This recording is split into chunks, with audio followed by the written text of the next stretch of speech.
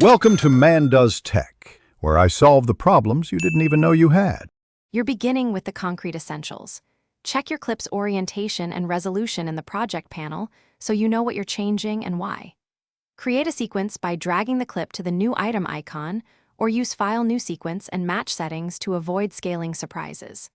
Once done, enable safe margins and toggle frame controls on the clip so you can see edges.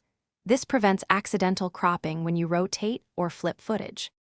Now you'll rotate and fit the image precisely.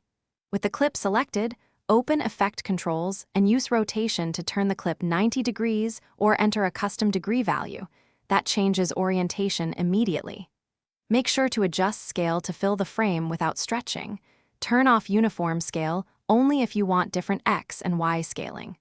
Once you've rotated and scaled, nudge position X and Y to reframe subject matter. Finish by rendering to check motion and edge artifacts, then export using a preset that preserves your new frame orientation.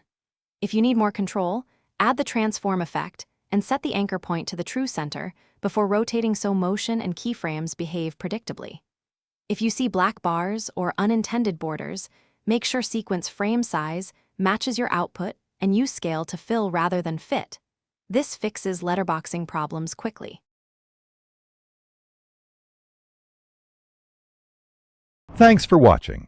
If you found this helpful, don't forget to like and subscribe.